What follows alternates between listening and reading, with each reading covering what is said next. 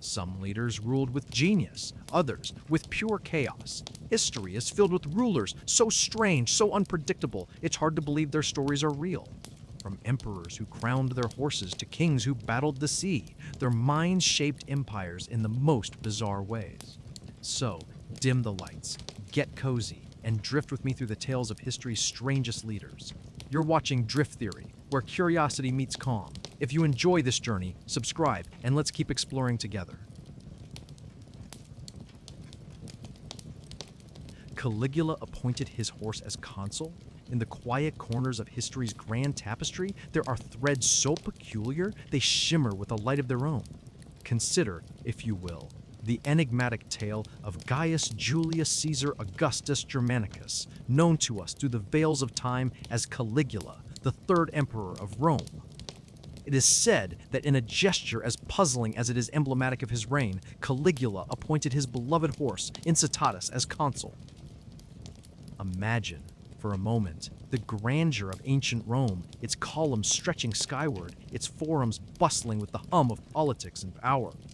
And amidst this tableau, the hoofbeats of a horse echoing through the halls of governance. Why would an emperor, entrusted with the authority of one of history's greatest empires, choose to place a horse in such a significant position? Picture Incitatus, draped in robes of imperial purple, residing in a marble stall, more opulent than most Roman homes, feasting on golden oats and sipping wine from jeweled goblets. His stable, a sanctuary of splendor, a curious juxtaposition of animal simplicity and human extravagance. This act, at once whimsical and bewildering, invites us to delve deeper into the mind of Caligula. Was it a satire of the political elite? A commentary on the absurdities of power? Or perhaps a demonstration of the ultimate authority? An emperor so unchallenged that even the boundaries of reason could bend at his will. In the reflective dance of history, Caligula emerges as a figure cloaked in contradiction, both revered and reviled, feared and mocked. His reign, though brief, was draped in tales of eccentricity and excess, the appointment of Incitatus standing as a symbol of his enigmatic rule. But was it madness or brilliance? A calculated maneuver that left contemporaries in awe and historians in debate for centuries to follow. As we contemplate this curious event, let us consider the nature of power and its propensity to warp and enchant. The story of Caligula and Incitatus stirs within us a sense of wonder, a reminder that history, much like life, is filled with mysteries that defy simple explanation. It invites us to question, to ponder the intentions behind actions that, at first glance, appear inscrutable. In the end, the tale of Incitatus is not merely a footnote in the annals of Roman history, it is a mirror reflecting the complexities of human ambition and the oft unpredictable nature of those who wield power. As you let this story linger in your mind, consider what it reveals about the world we create and the stories we tell, leaving you with a gentle curiosity that beckons you to explore further, to seek out the subtle mysteries that lie hidden beneath the surface of history's grand narratives. Nero allegedly played music while Rome burned. In the quietened hours of the night, when shadows stretch long and thoughts meander through the corridors of time, we find ourselves transported to a city steeped in ancient history, Rome. And within this eternal city, a tale both enigmatic and evocative unfurls. The story of Nero, the emperor with a penchant for the arts who, legend suggests, played his lyre as Rome was engulfed in flames. The air is thick with the warmth of July, and the bustling heart of Rome pulses with life. Yet, in a sudden turn of fate, a spark ignites and fire dances through the city, a tempestuous, consuming force. The flames leap and twist, red and gold tendrils licking at the stonework of history itself as smoke curls upwards into the starlit sky, obscuring the constellations that once guided the ancients.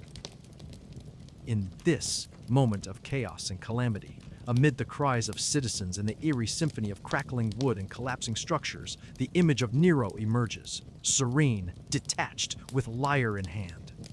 He is said to have stood, a silhouette against the fiery backdrop, serenading the night with notes that floated through the air, a tragic harmony to the city's destruction. Yet, Here lies the question, a mystery wrapped in the folds of time. Did Nero truly play as Rome burned? Or is this but a tale woven by the threads of history, an allegory for neglect, a symbol of indifference? Historians debate, their interpretations like ripples across a tranquil pond, each adding depth to our understanding of this enigmatic figure. Imagine the scene. Nero, the artist emperor, known for his love of music, theater, and the allure of performance. His life was a melody of ambition and controversy, an opera of power and vanity. And in this imagined performance, as Rome's beauty was marred by flames, was he a detached observer, or was he perhaps lost in the lament of his own creation, entranced by the art that defined him? In contemplating this legend, we are invited to ponder the nature of leadership and the ways in which history judges its figures. Is it the act itself that defines a legacy, or the stories that echo through time, whispered from one generation to the next? The image of Nero playing amidst the flames becomes a metaphor, a mirror reflecting our own curiosity about human nature, about the choices and perceptions that shape our world. As we draw this narrative to a gentle close, let us hold on to the image of the burning city, the distant strumming of strings, and the quiet night that cradles this tale. It invites us to muse on the delicate interplay between fact and fiction, the mysteries that endure beyond the reach of certainty.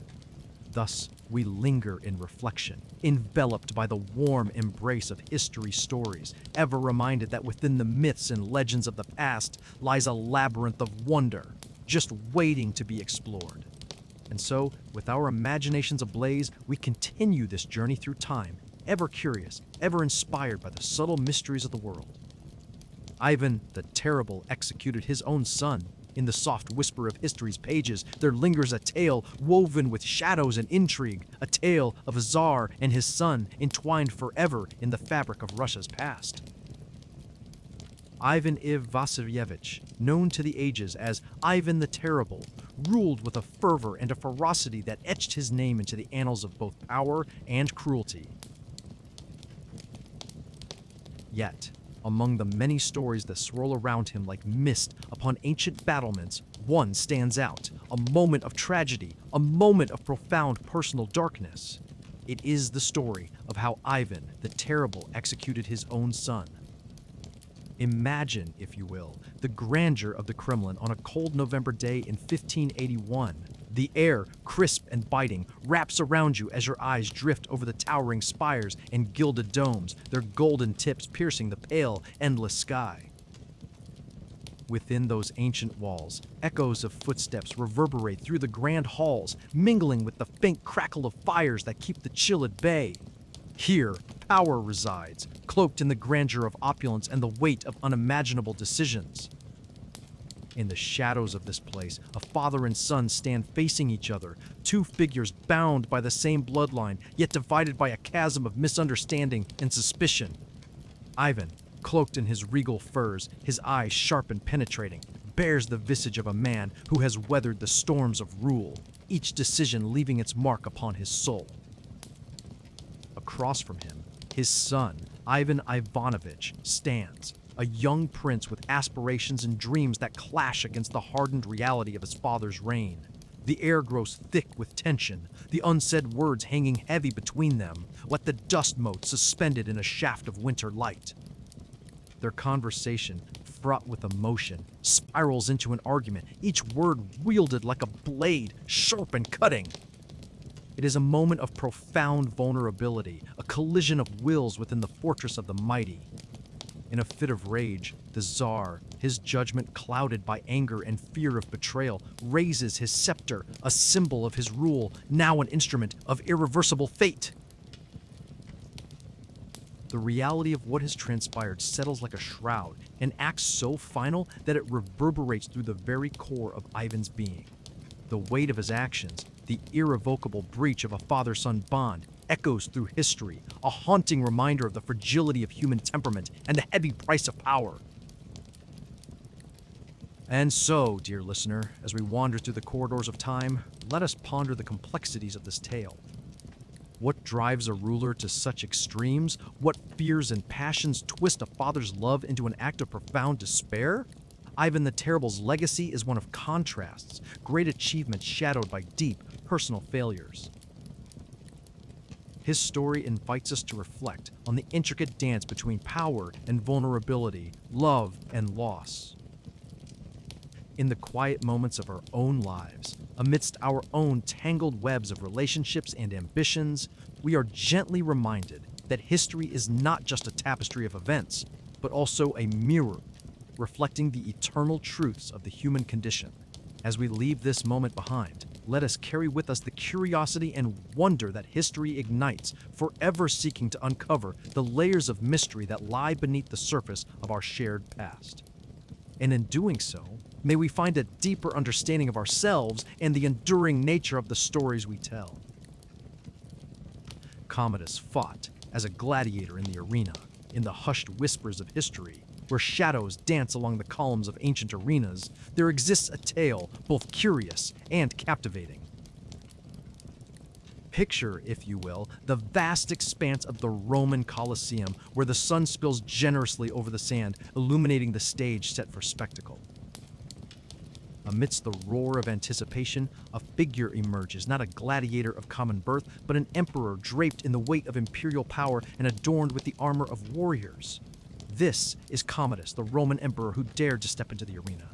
Commodus, unlike any ruler before him, embraced the life of a gladiator with a fervor that baffled and enthralled his subjects. Imagine the scene: the emperor, a living god in the eyes of Rome, descending into the world of gladiatorial combat. His presence was both surreal and electrifying, a juxtaposition of divine authority and human vulnerability. The arena, vast and echoing, becomes a theater of paradox. The golden rays of the sun touch upon the intricate patterns of the mosaic floor, casting fleeting shadows that dance to the rhythm of clashing swords. In this enchanting yet perilous space, Commodus steps forth, his eyes set with a determination that speaks of both power and peril. The crowd, a sea of anticipation, becomes a single entity, unified by the spectacle unfolding before it. As he wields his sword, a conduit of imperial might, Commodus blurs the lines between ruler and subject, emperor and entertainer. There is a profound contradiction in his choice. To fight not from necessity, but from desire, a pursuit of glory that transcends the boundaries of his regal existence. Each swing of his weapon is a statement, each victory an echo of his reign. The arena transforms into a place where the roles and rules of power are reimagined, where the emperor becomes a protagonist in the stories of the common. Imagine the spectators, eyes wide with intrigue, witnessing this unprecedented spectacle. They are drawn to the emperor not solely as a leader, but as a man who willingly steps into the narrative of the games, sharing in the risk that defines the life of a gladiator. Their applause is not just for the victory, but for the audacity, for the blurring of lines between the divine and the mortal. Yet, as the dust settles around this enigma of power and performance, we are invited to reflect on the motivations that reside within the heart of an emperor. What drives a man who holds the world at his feet to seek validation in the arena? Is it a quest for immortality, a desire to etch his name into the very stones of history with the sweat of combat? Or, perhaps, it is an attempt to understand the essence of his empire through the raw, elemental force of gladiatorial life. As night gently caresses the ancient city, we are left to ponder the mysteries that linger in the heart of every leader, every soul driven by ambition and curiosity. Commodus, in his audacious departure from tradition, leaves behind a legacy not just of imperial reign, but of human complexity and desire. He invites us to question the roles we play and the choices we make, challenging the boundaries of identity and power.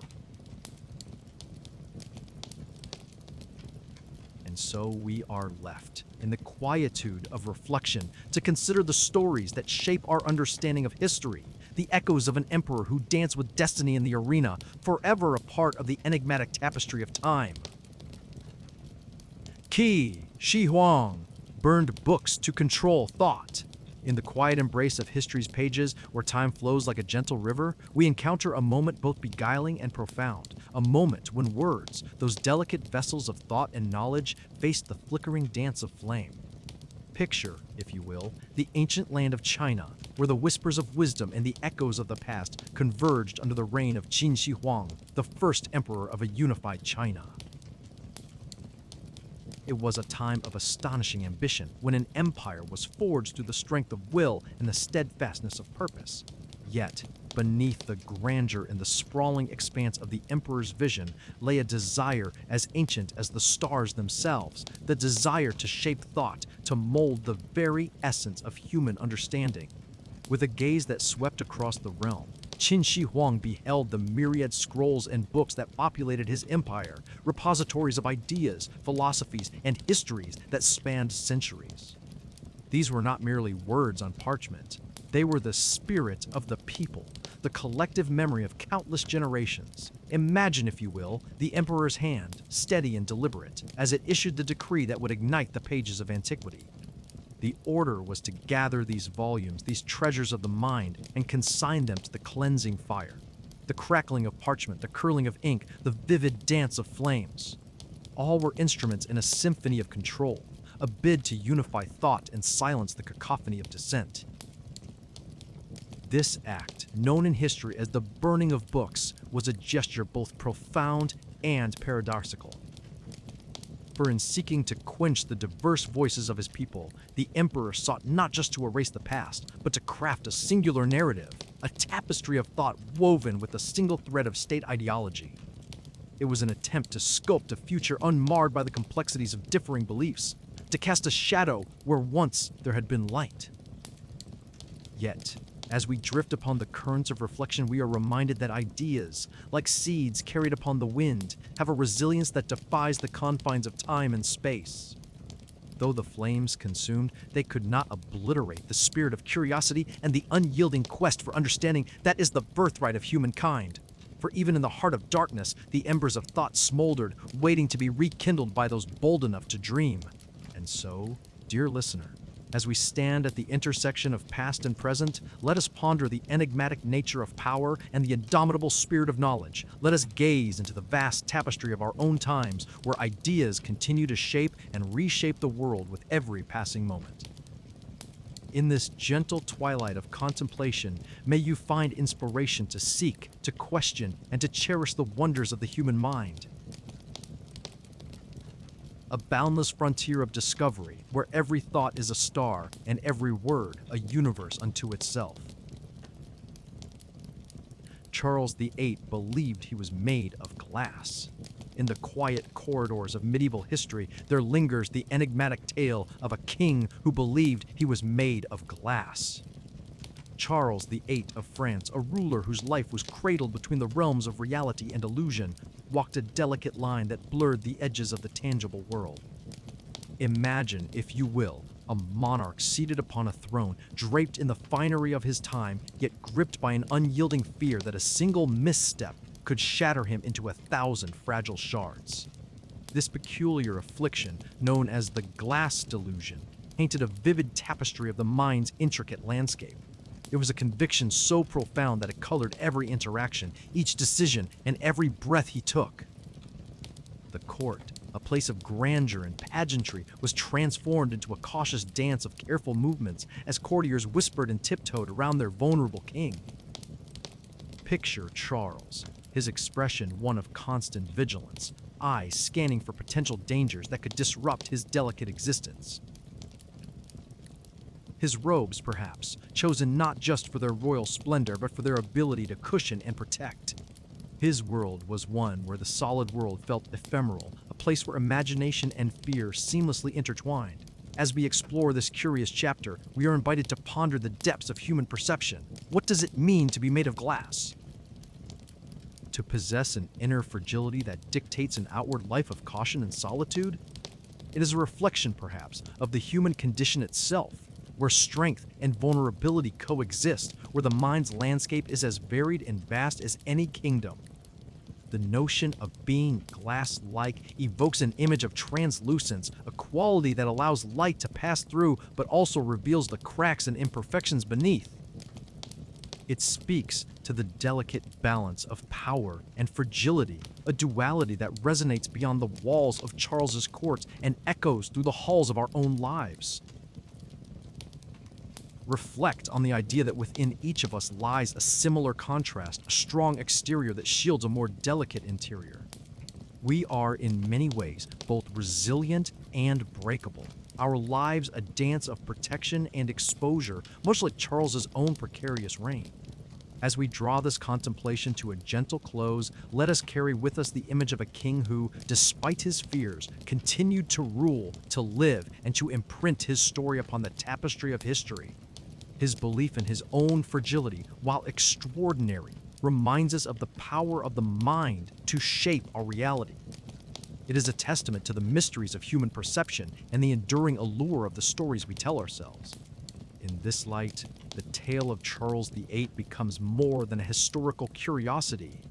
It is an invitation to examine the glass-like qualities within us all, to marvel at the strength that lies in vulnerability, and to find beauty in the delicate dance of human existence.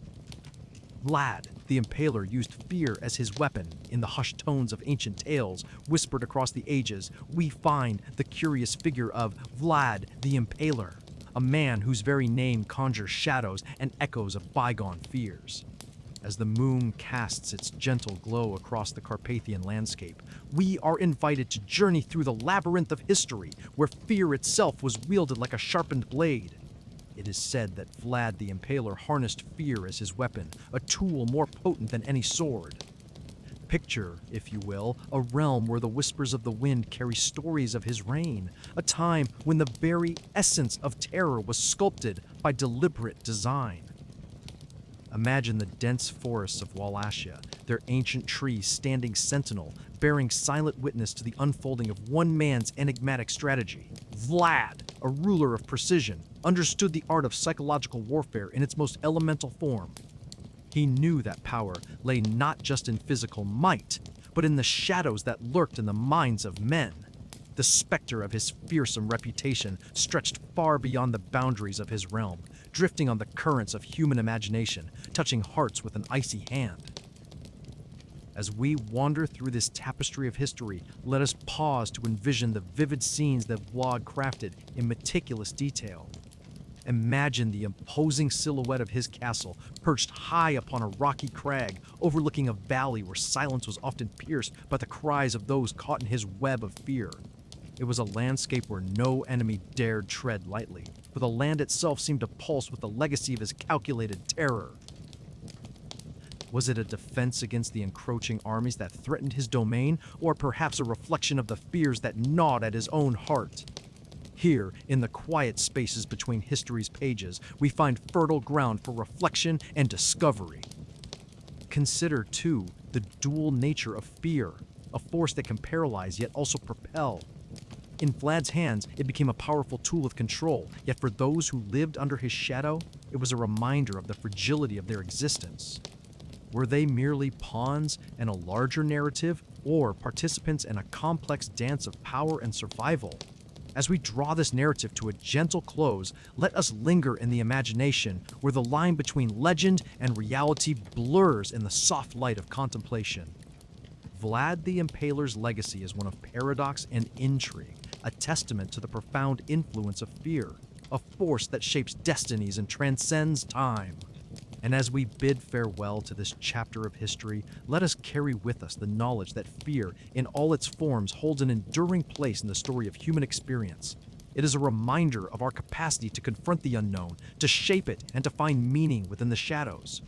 May this mystery inspire you to explore further, to seek out the stories that lie hidden within the folds of time, and to ponder the intricate dance of light and darkness that defines our world.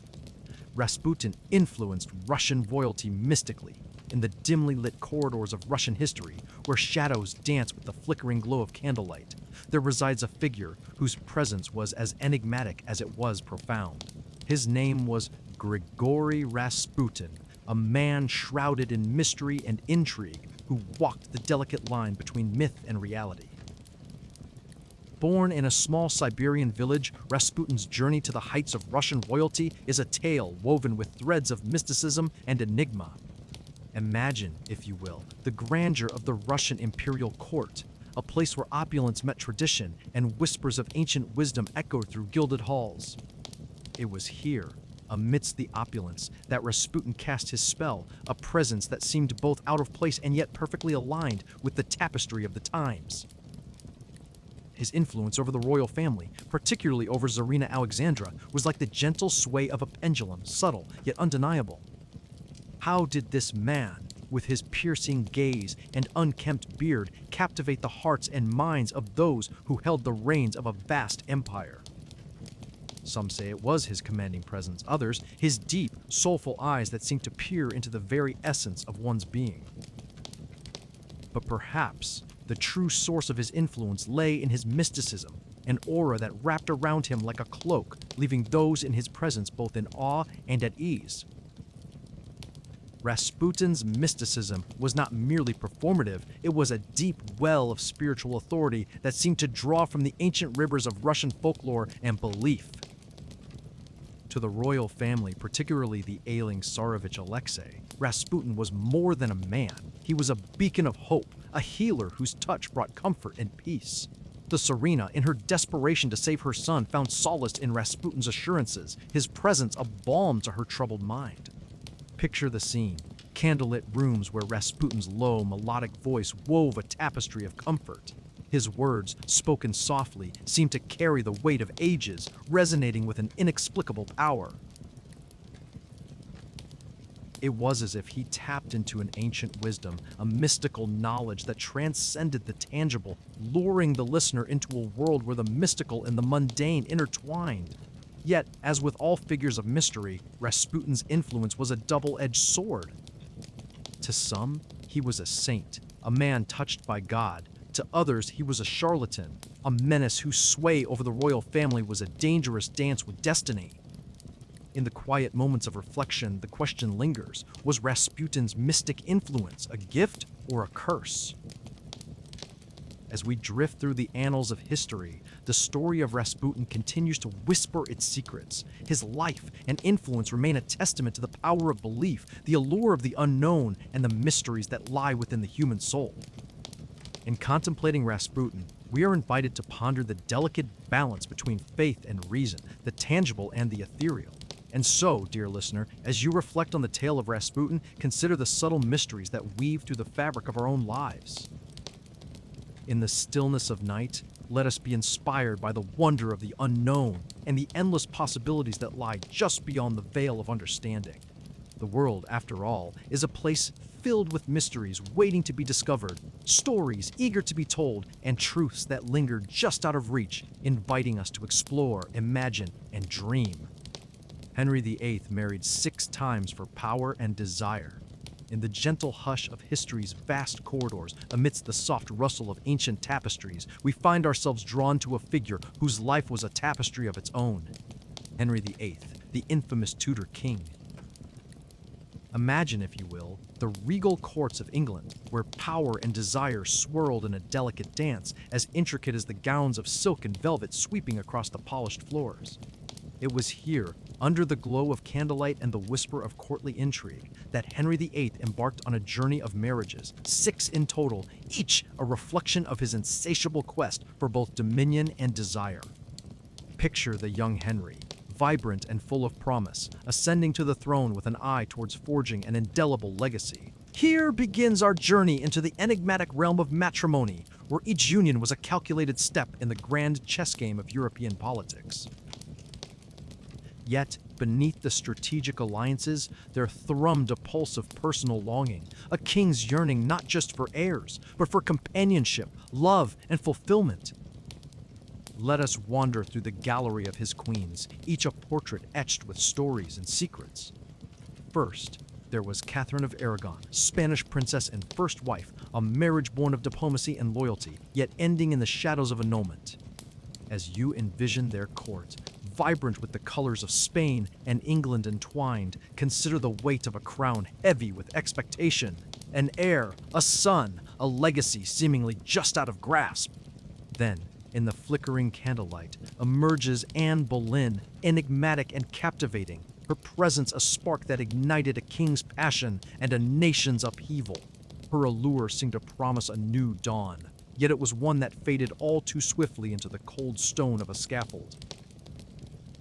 In her fall, we glimpse the ephemeral nature of desire and the perilous tightrope of favor. Jane Seymour followed, a gentle solace to Henry's turbulent heart, offering the king his long-sought male heir. Yet, her time was but a whisper, fleeting and poignant, leaving behind echoes of what might have been. And so, the narrative continued, with Anne of Cleves and the ephemeral tie that dissolved into friendship, a reminder, perhaps, of the human longing for connection beyond the confines of power. The saga of Catherine Howard, fresh and vivacious, was a candle that burned too brightly, extinguished amidst scandal and betrayal. And finally, there was Catherine Parr, a steady hand to guide the aging monarch through twilight years, a companion in his reflections and regrets. In contemplating these 6 women, we peer into the heart of a king, a man whose life was a testament to the complexities of power entwined with human desire. Imagine the corridors where he walked, the weight of decisions echoing in his footsteps, the quiet moments where dreams and ambitions converge in the solitude of royal chambers. As we draw this narrative to a close, let us ponder the nature of power and the desires it births. In the silent spaces between history's grand gestures, there lies a truth veiled in mystery, a reminder of the delicate interplay between the personal and the political, the seen and unseen. In each marriage, there is a story, a reflection of the human condition that invites us to delve deeper, to understand that beneath the crown, there beats a heart like any other. And so we leave this chapter of history awash with curiosity and wonder, inspired by the subtle mysteries that linger in the voids between what was and what might have been, inviting us to dream, to question, and to imagine anew. Peter the Great imposed Western fashion brutally. In the quiet, veiled corridors of history, where the past whispers its secrets to those who care to listen, there is a tale of transformation. A tale of a ruler who dared to dream beyond the confines of his own land. It is a tale of Peter the Great, the towering Tsar of Russia, who gazed westward with an ambition that shimmered like the distant stars. He envisioned a Russia clad, not in the garb of the past, but adorned in the fabric of the future. And so, he imposed upon his nation a new visage, a Western visage, with a resolve as unyielding as the Siberian winter. Imagine, if you will, the Russia of the late 17th century, a vast expanse of snow-dusted plains and forested lands where time seemed to linger in its own rhythm, untouched by the frenetic pace of Western Europe.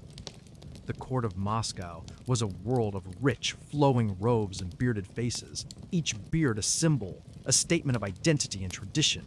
Yet, in Peter's vision, these were relics of a bygone era, and he saw them as the chains that held his beloved Russia back from joining the march of progress. With the quiet, measured force of a river carving its path through stone, Peter enacted changes that were both radical and relentless.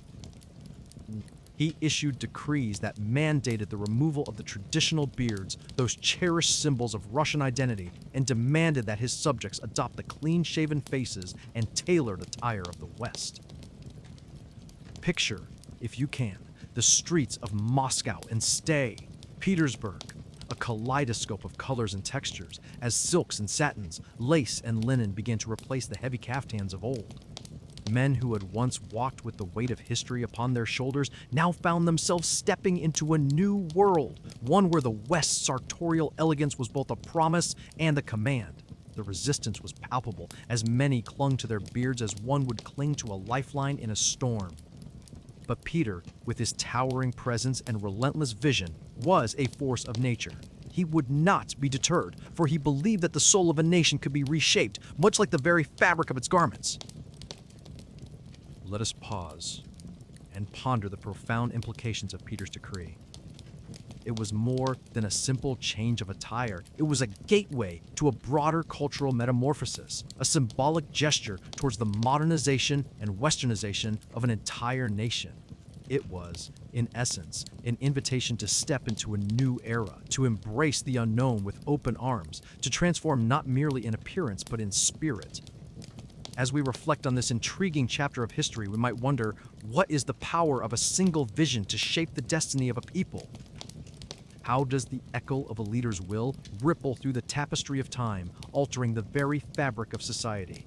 Peter's imposition of Western fashion was but a brushstroke in the grand canvas of his ambitions, yet it served as a catalyst for change, a harbinger of the Russia that would eventually rise as a formidable player on the European stage. In the end, as we journey through the pages of history, we are reminded of the intricate dance between tradition and change, the delicate balance of preserving identity while embracing transformation. Peter the Great's legacy lives on, a testament to the enduring mystery of leadership and vision, a reminder that even the most audacious dreams can leave an indelible mark upon the world. And as we wander through our own corridors of discovery, may we find inspiration in the quiet determination of those who dared to dream beyond their horizons. Timur claimed descent from Genghis Khan. In the hushed quiet of history's vast expanse, there echoes a name, Timur, known to many as Tamerlane, the revered conqueror whose legacy stretched across lands and hearts. And within the rich tapestry of his life, there lies a fascinating thread, a claim that dances on the edge of myth and reality, whispering tantalizing mysteries to the curious mind. Timur claimed descent from none other than Genghis Khan himself. Picture, if you will, the sprawling steppes of Central Asia, where the wind carries tales as ancient as time itself. Here, beneath the endless sky, where grasslands stretch like an ocean of green, there emerged a young Timur, born in the 14th century, into a world vibrant with the remnants of the Mongol Empire's grandeur. Imagine the whispers of his ancestors in the breeze, the call of destiny urging him towards greatness. It is said that, through his mother, Timur's bloodline traced back to the illustrious house of Genghis Khan. This claim, woven into the very fabric of his identity, was not merely a matter of lineage. It was a beacon that guided his ambitions, a link to a legacy of immense power and conquest. The mystique wrapped around this connection is as intricate as the silk routes that crisscross the region, binding cultures and histories in their delicate weave. Let us pause to contemplate the significance of such a claim. Imagine the weight of wielding a legacy so formidable where each victory, each expansion is not just a testament to one's own prowess, but a continuation of an empire's indomitable spirit. Timur, in his heart, carried the echoes of Genghis Khan's thundering armies, a legacy that propelled him to create an empire stretching from the heart of Asia to the very edges of the known world. As we delve deeper, we find ourselves standing before the ancient city of Samarkand, Timur's chosen capital, a jewel of architectural marvel and cultural renaissance.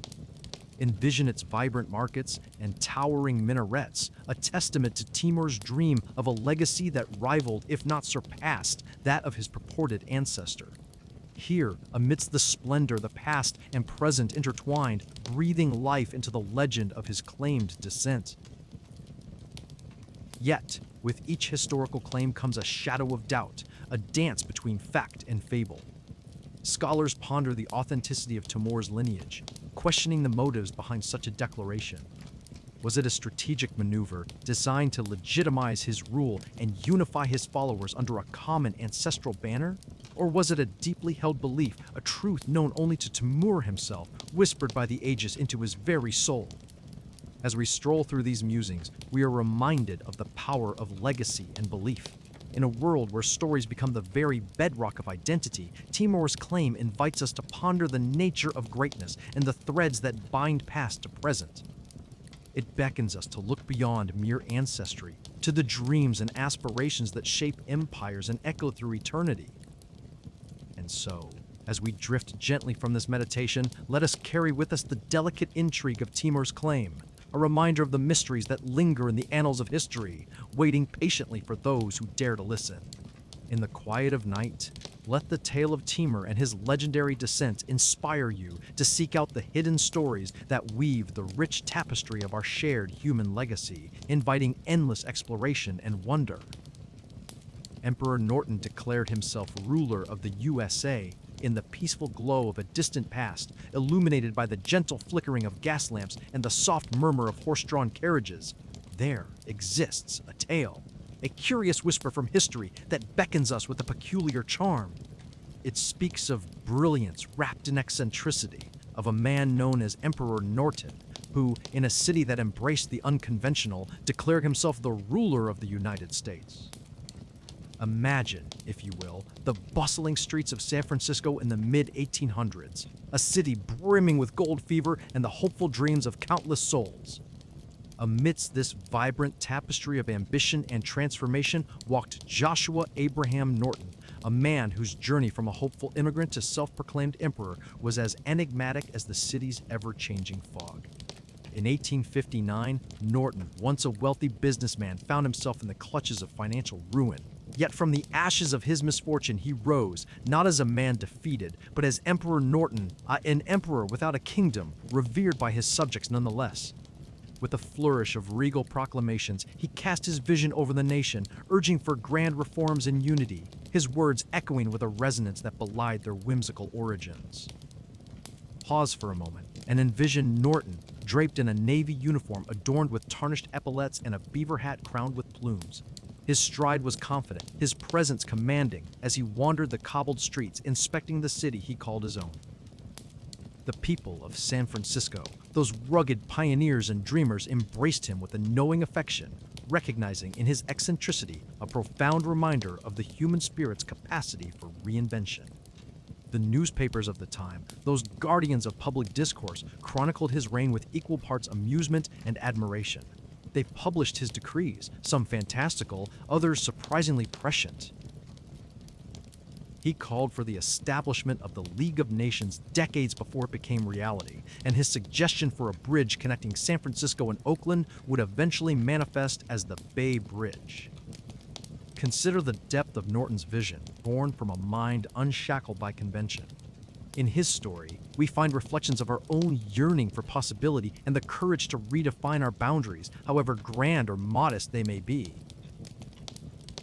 Here was a man who forged a new identity from the remnants of disappointment, painting the canvas of his world with hues of imagination and bold defiance of the ordinary. As our narrative wanders back to the present, let us hold in our thoughts the enduring legacy of Emperor Norton, a testament to the power of imagination and the gentle rebellion of a heart unyielding to despair.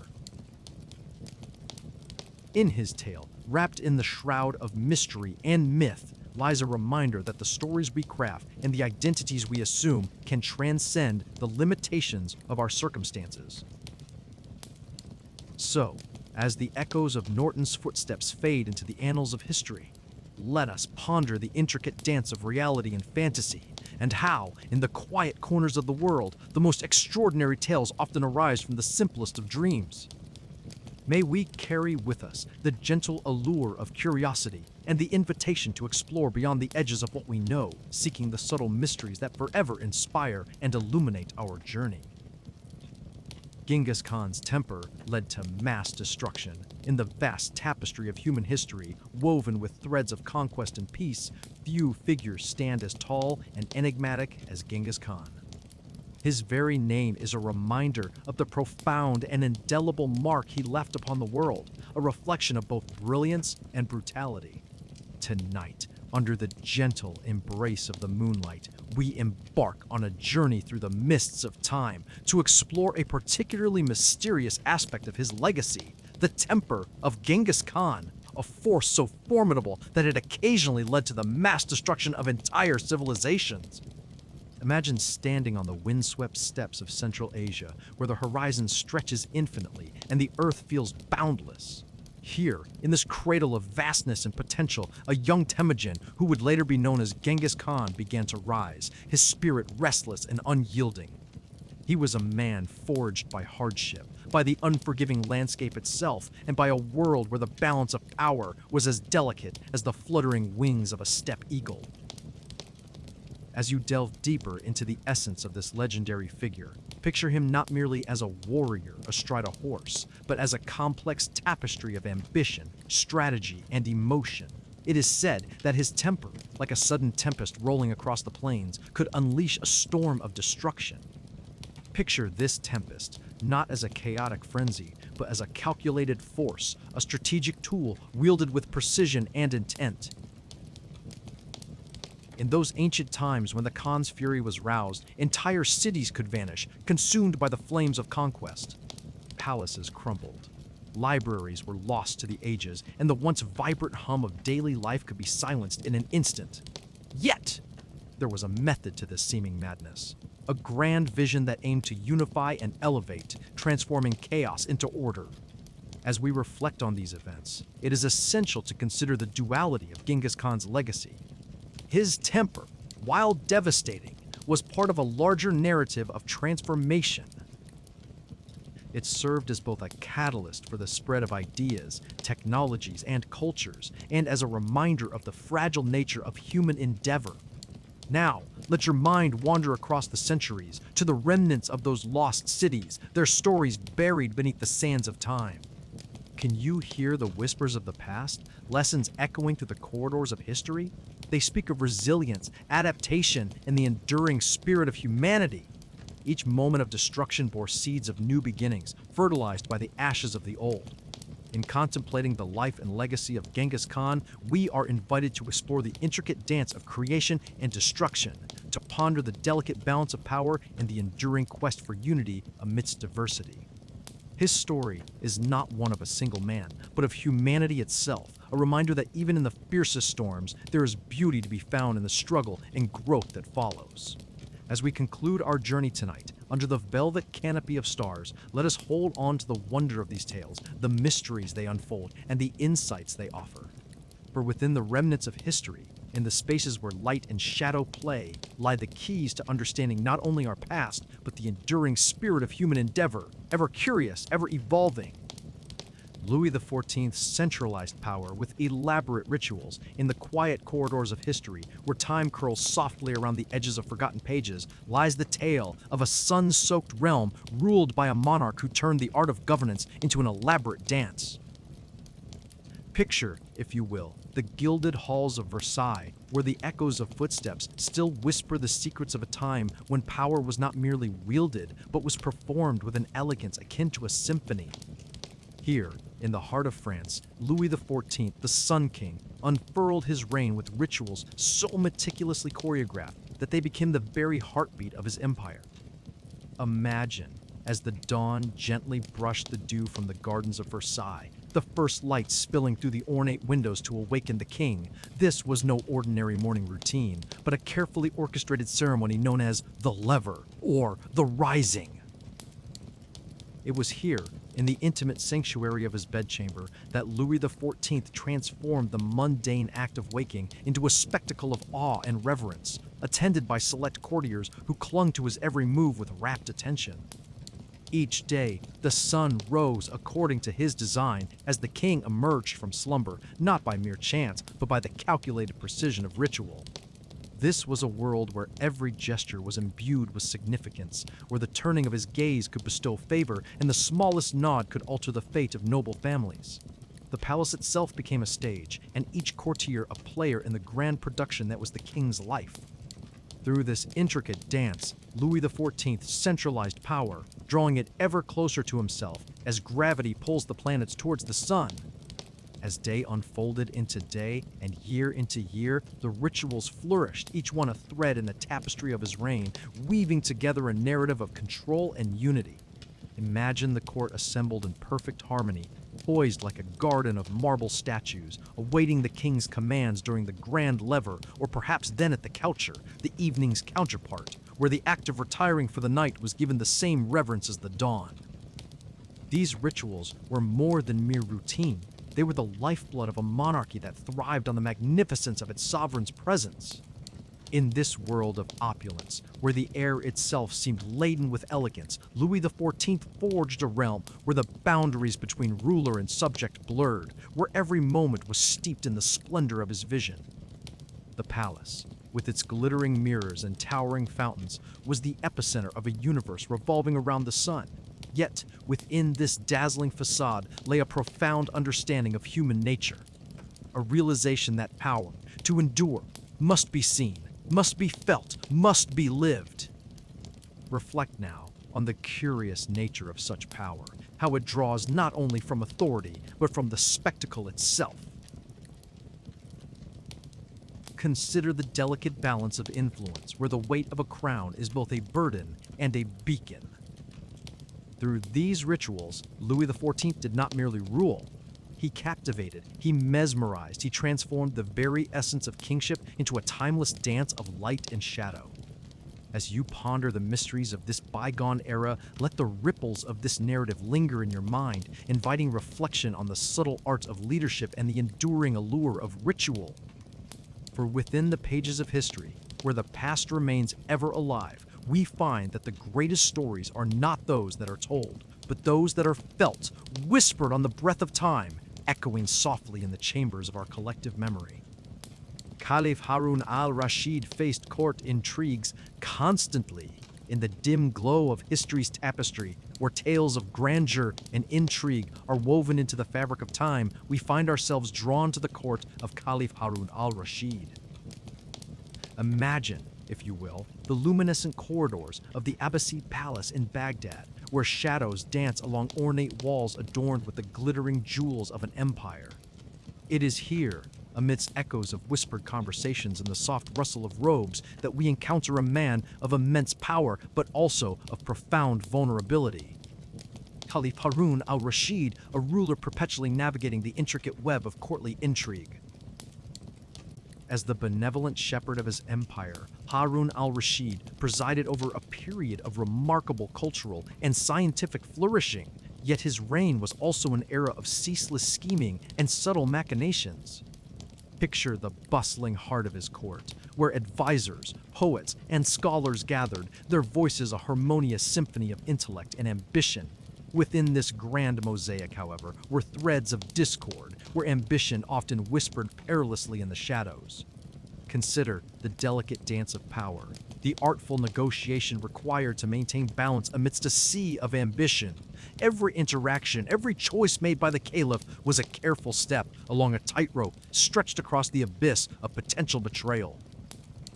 His court was a living entity, a creature with a soul that thrived on rumor and intrigue. Here, alliances were as fragile as a spider's silk, glistening in the morning dew, yet capable of ensnaring even the most careful of flies. In this world, Harun al-Rashid was not merely a monarch, he was a maestro, conducting the symphony of his empire, each note a calculated decision in the face of the court's relentless undercurrents. Imagine, if you will, the caliph reclining in his opulent chamber, the air thick with the scent of incense, his mind a tapestry of strategies and possibilities. His eyes, keen and perceptive, observe not just the grand tapestry of his reign, but also the subtle threads that, if pulled, could unravel the very fabric of his rule.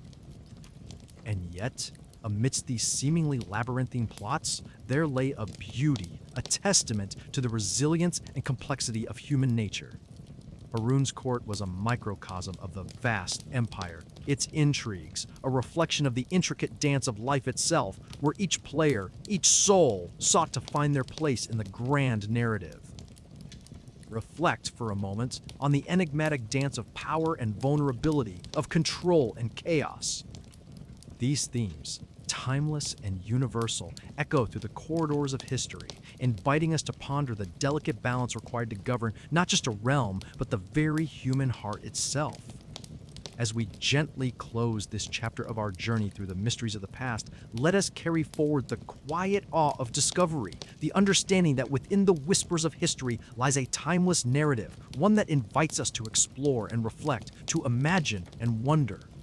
And in this contemplation, we find the enduring allure of the mystery, ever present, ever inviting, ever inspiring. Kim Il-sung created a personality cult over decades in the quiet corridors of history, where whispers of power linger and tales intertwine with shadows. There lies a tapestry woven with threads of devotion, fear, and awe. It is within this intricate weave that we find the enigmatic story of Kim Il-sung, a figure whose very name reverberates through the annals of time, shrouded in mystery and marvel.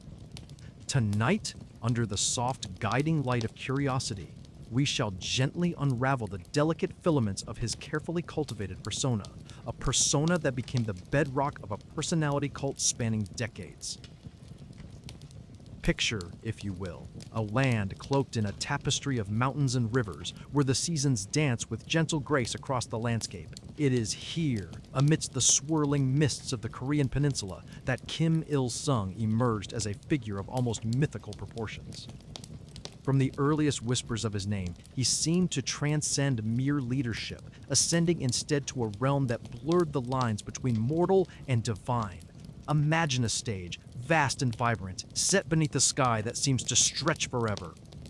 Upon this stage, Kim Il-sung orchestrated a narrative that intertwined with the daily lives of his people, much like the roots of an ancient tree entwine with the earth.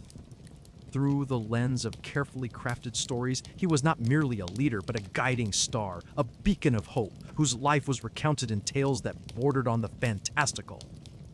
Stories of his youth painted him as a heroic figure, battling against the forces that threatened his homeland, each tale building upon the last until he stood as a towering figure of resistance and resilience. The very air seemed to pulse with the rhythm of his legend. Statues of grandiose scale rose from the earth, towering over cities and towns, their silhouettes casting long shadows that stretched into the hearts of the people. These statues, more than mere monuments, became silent sentinels, guardians of the narrative that had been so meticulously crafted. In school classrooms and public squares, songs were sung in his praise, art was created in his honor, and stories were passed down through generations, embedding his image into the collective consciousness.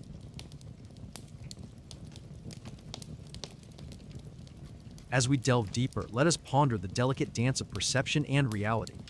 But how does one man's life become the canvas upon which an entire nation's identity is painted in this world of carefully orchestrated imagery? Kim Il-sung became a symbol, a cipher through which the hopes and dreams of a nation were projected. His presence was omnipresent, a constant reminder of the narrative that bound people together, a narrative that created not only a leader but a legend. Reflect for a moment on the power of narrative to shape our understanding of the world. The story of Kim Il-sung's cult of personality invites us to consider the delicate interplay of myth and reality, how the stories we tell can shape our understanding, our beliefs, and ultimately, our very existence. As we arrive at the close of this exploration, let us allow ourselves to linger on the cusp of wonder and reflection. We have journeyed through the veils of time, glimpsing the mysterious alchemy that transforms an individual into an emblem. And as we ponder this tale, let us carry with us the quiet awe of discovery, ever curious, ever contemplative, inspired by the subtle mysteries that whisper through the pages of our shared human story. Idi Amin's rule terrorized Uganda with bizarre decrees. In the heart of Africa, embraced by the lush greens and rhythmic pulse of Uganda, there exists an era cloaked in mystery and intrigue. It was a time when the nation was under the shadowy reign of a man known for his peculiar decrees, Idi Amin. Imagine, if you will, a landscape not only rich in natural beauty, but also steeped in the enigmatic aura of a leader whose actions often defied the boundaries of reason and imagination. As the sun dipped below the horizon, casting an amber glow across the Ugandan plains, the air would have carried whispers of Amin's latest edict. These were not the usual dictates of governance, but rather they unfolded like curious chapters of a surreal novel, bold, unexpected, and occasionally bewildering. Picture a decree that outlaws the existence of a particular type of fish, or another that redefines the calendar itself. In this realm, reality danced on the edge of fiction, a place where the possible was often overshadowed by the improbable. Amin, with his towering presence, moved through this world like a magician, conjuring laws that seemed to drift from the depths of a dream. Imagine an order that commanded all Ugandans to abandon Western-style clothing, or, bizarrely, to switch to driving on the opposite side of the road overnight, a shift that painted the streets with a kaleidoscope of confusion and chaos. Yet, beyond the surface of these bewildering proclamations lay a deeper tapestry woven with threads of power, control, and the human psyche's infinite complexity. Allow your mind to wander through the bustling markets of Kampala, where merchants traded goods beneath Amin's unyielding gaze. Here, Each decree rippled through the community, altering the rhythm of life like a stone cast into a tranquil pond. It was a symphony of unpredictability, a testament to the curious nature of human governance when intertwined with the capricious will of a single man. One cannot help but ponder the motivations that stirred within Amin's mind. Was it a quest for absolute power, or perhaps a dance with destiny that led him to sculpt his nation with such eccentric strokes? His reign challenges us to explore the boundaries of leadership, to question the balance of fear and fascination, and to seek understanding in the enigmatic. In this reflection, we find ourselves not merely observers of history, but engaged participants in the perpetual dance of curiosity and wonder. As we journey through the corridors of time, gazing upon the strange and the surreal, we are reminded of the vast tapestry of human experience, one that is as unpredictable as it is captivating. And so, as the moon casts its silver glow over the silent Ugandan night, we are left to reflect upon the enigma of Idi Amin. His story, woven with peculiar decrees and a mind as mysterious as the darkest jungle, invites us to question, to explore, and to embrace the inexplicable beauty of the unknown. In this gentle pondering, we find a quiet inspiration, a reminder that even in the most bewildering tales, there lies a thread of awe waiting to be unraveled. Historical leaders often mixed genius with madness. In the quiet corridors of history, where shadows of the past intertwine with the echoes of human ambition, we uncover a phenomenon both bewildering and extraordinarily captivating: the curious blend of genius and madness in the lives of historical leaders. This delicate dance of brilliance and bewilderment has shaped the world in ways both profound and perplexing. Picture, if you will, the grand tapestries of human achievement woven with threads of luminous intellect and vibrant creativity. Within these intricate patterns, we find figures, leaders whose visions transcended the ordinary, who stood at the precipice of innovation and change. Yet, alongside their genius, there often ran a thread of madness, a tempestuous force that drove them to the edge of reason, and sometimes beyond. Consider the legendary figure of Alexander the Great, a man who carved an empire across continents, yet whose life was marked by flashes of uncontrollable rage and unyielding obsessions. Was it his relentless pursuit of greatness that nudged at the boundaries of sanity? Or was it his touch of madness that allowed him to dream beyond the limits of his time?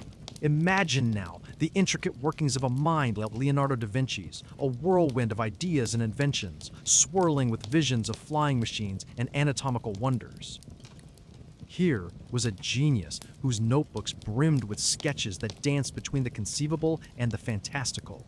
His was a madness that mirrored the chaos of creation itself, a limitless curiosity that straddled the line between enlightenment and eccentricity. As we journey further, we encounter the formidable presence of Winston Churchill, a leader who navigated the storms of war with an unyielding spirit, yet battled his own dark depressions, which he poetically termed his black dog. It was this very struggle, perhaps, that fueled his indomitable resolve, painting his speeches with the same vivid hues of hope and defiance. These figures, and countless others, remind us of the duality that resides within the human spirit, a juxtaposition of clarity and chaos, invention and impulse. They beckon us to ponder. Is it the spark of madness that fans the flames of genius, or does genius itself invite the shadows of madness to dance alongside?